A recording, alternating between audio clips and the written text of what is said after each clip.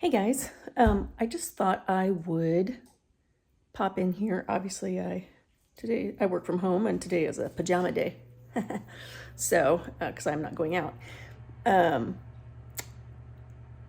I thought I would share with you, we are going to be making clotted cream from Tasting with Max Miller, I think his name is. Anyway, we love clotted cream when we've been to England, which it's been a very long time since we've been there. But we love going there and getting like a cream tea. It's delicious. And when we saw him making clotted cream, we thought, well, we could do this on our own. So anyway, what we did, he shared this Kelowna Supernatural Organic Whipping Cream. He said he got his at Sprouts. We got ours at a place called Mama Jean's. It's just one of those places like Sprouts, where it sells a lot of organic and things like that, grocery store. The important part of this is that it's low temp pasteurized, because apparently that's what you need for clotted cream if you're not using like raw milk or something like that, which I guess is what they did. Well, obviously it's what they did way back in the day when they first started doing this. So anyway, I just decided to do it, and I actually started it about an hour ago. He said to use like a 9x9. I'm using an 8x8, and all I did was I poured a little bit out of the thing, and then I shook it up real well, and then I put it in an 8x8 pan at 175, and it's going to be in the oven at 175 for 12 hours. So I'll try to give you a little bit of a glimpse of it right now. So that's what it looks like right now after being in there for an hour. Anyway, it's going to take about a couple of days to make. So hopefully I will be back as I do things. I'll keep you updated how it goes.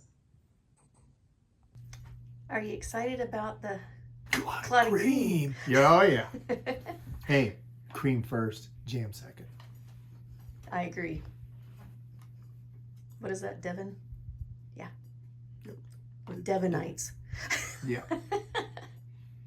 Okay, it's 12 hours later. It's just took it out of the oven. It's been at 175 all day long. And now we're just letting it cool. It needs to come to room temperature. And then we stick it in the refrigerator for another 12 hours. It's very soupy, but it does look like the picture somewhat on the video that we watched, the Max Miller Clotted Cream video. So, okay. Our clotted cream's been sitting in the fridge for 12 hours. And now we're gonna take it out and show you what it looks like. Okay, so this is what it looks like. We're not exactly sure it's correct because it still seems a little soupy to us. But we're gonna try it anyway. So now we need to, we're gonna use a spatula to pull it away from the edge.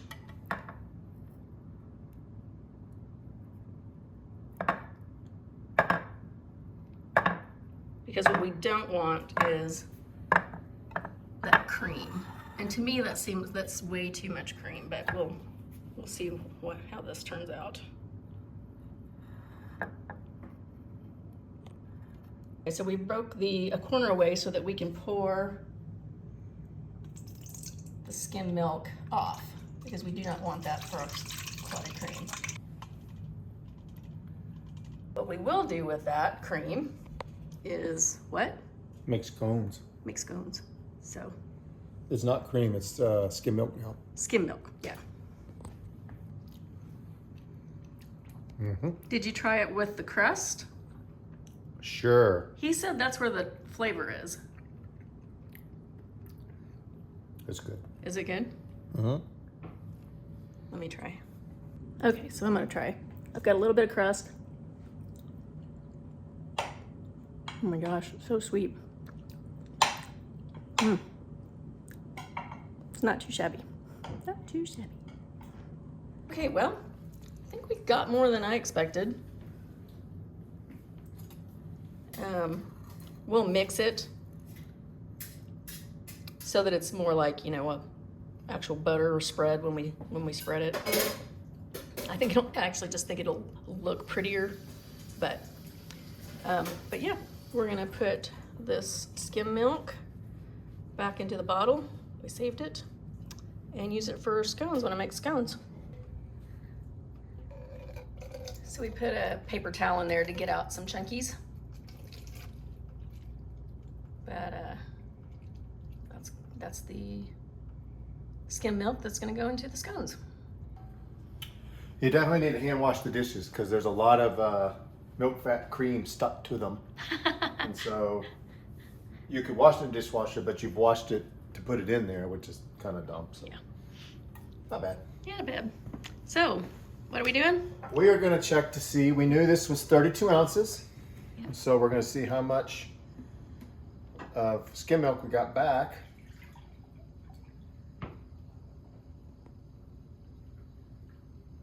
$12 ounces. So, 2/3. Yeah. Not quite. Between half and 2/3 of clotted cream, which I don't think is too bad. Considering this is not ruined. Yeah. It's just skim milk now, so we'll use it in cooking. Yeah, for sure. And it's been pasteurized. This was low temp pasteurized, low and slow, and we just did it even more. Yeah. So Max on his video says it only lasts 4 to 5 days in the fridge, but that it freezes really well, which is really good because that's a lot of, basically, that's a lot. It's a lot. There's no way we could possibly eat this in 4 to 5 days. I did the math. 62.5% return. Okay. So not quite a third, or 2/3, but close. So, you know, almost 63% of that volume turned into that clotted cream. So. Anyway, we'll mix this up, and then we'll have it with scones in the next day or two, and then we'll freeze the rest, and we'll put it in little things so that we can. I don't know if you can hear him talking to our dog. We'll put it in little containers so that we won't have to like thaw out huge amounts every time that we want to have some clotted cream. We will also let you know when we make the scones. Actually, I might just make that part of this video. We'll make the scones and then try it too. What do you think? Didn't go through all that effort not to have scones with clotted cream. Okay, it's day 3 of the clotted cream journey, and I'm going to be making the scones that Tasting with Max Miller used, the recipe he uses in his video. We'll see how that goes. But I'll show you what I've got here, and I can't remember the name of the cookbook he uses, but it was, if you watch his video, I'll link it down below, and then you can watch his video too. One thing I did first before I started adding everything was I got my pan ready for the scones. I also am preheating the oven to 425 while I get ready to make all this stuff. So the recipe calls for 4 cups of flour, 2 eggs, 1/3 cup of sugar, 3 tablespoons of cold butter, 5 teaspoons of baking powder, and a cup of whole milk or the cup of skim milk that was left over after we made the clotted cream. So that's what I've got here. So the first step is to put the butter in your flour and just kind of mix it with your fingers to get the butter completely mixed in with the flour. So this might take a few minutes or not, depending on, I cut my butter really small, so I don't know, we'll see. So this is all, the butter is incorporated into the flour. And now we're going to add the sugar and the baking powder. And we'll incorporate those together by hand. Just make sure it's really well mixed. Sorry, I'm holding my phone and doing this at the same time. And he did all of this by hand in his video, so that's what I'm doing.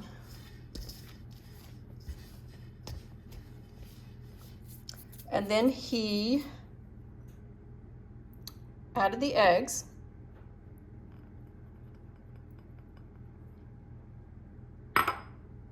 I'll mix those in together, and then I'll add 3/4 cup of the milk and see if we need, it needs to be a little bit sticky. So we'll see then after adding 1/4 cup if we need, or the 3/4 cups if we need to add a little bit more, we'll see. Anyway, I'll be back after I mix these in by hand. Okay, so this is what it looks like. Everything's mixed together. So what I'm going to do is put a very well floured, as he puts it, countertop. And then I'm going to just dump this out on top of it. And of course, like most pastries, you don't want to overdo it. You just want it, everything to be mixed together, and then you'll roll it out to about 1 inch thick. Here is the rolled out dough. I think it's about 1 inch thick. Maybe I should check it. So mine was a little thin, so I kind of bunched it up a little bit. Hopefully they won't be tough. Hopefully I haven't worked it so hard that they'll be tough. But, so I'm going to, sorry, having issues here. Got my little, it's basically a biscuit cutter, but I'm gonna put it in some flour. Actually, you know what? I'm just gonna put it in my flour thing. And then I'm going to start making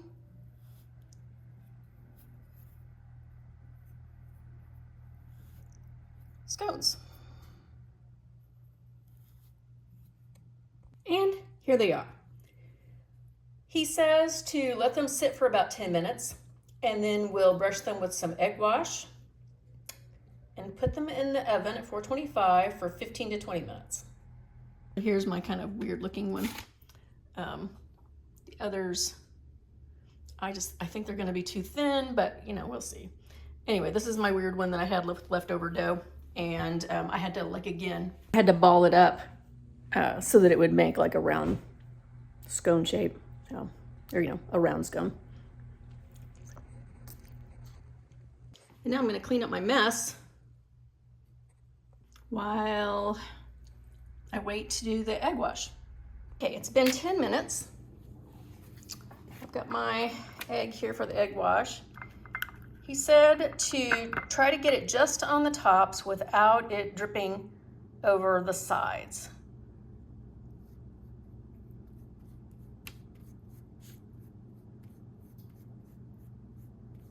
So I'm gonna do this real quick.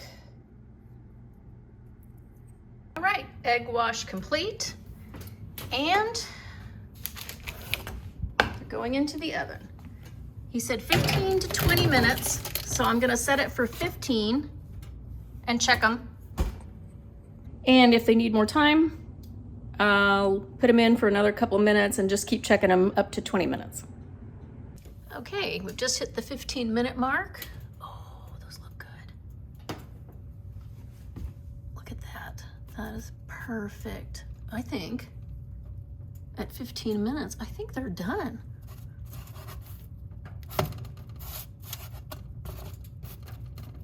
Ow, ow, ow. Hot, hot, hot. Okay, I'm gonna pull them out. Okay, I've got them on the cooling rack. Turn them this way so you can see them better. This is the weird one. It may not be quite done just because it's so big, but I think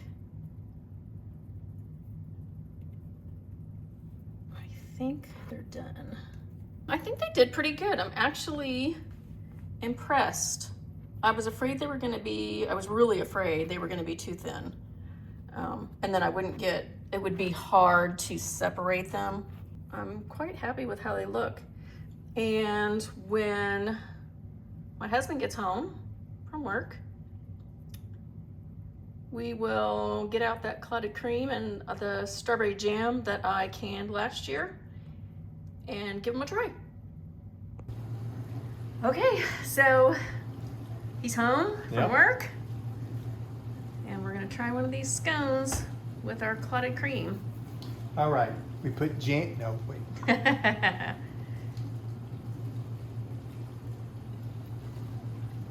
He's putting the clotted cream on. Needs more. Every surface has to have some on it, right? Yes, is the answer.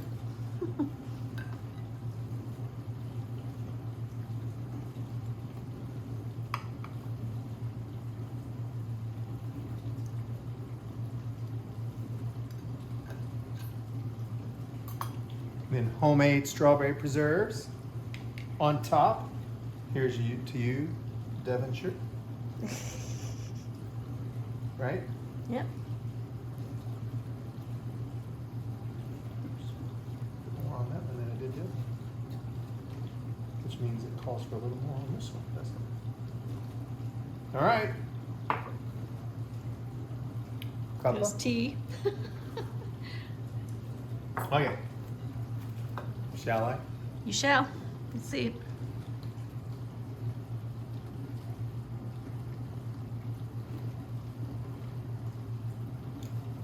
Are you transported back to England? Except we're not on, some pretty little tea house. Taste-wise, yes. Cool. Do I need more scones? Need more scones. So, edible. Yeah, I'm almost done with the other half. Good.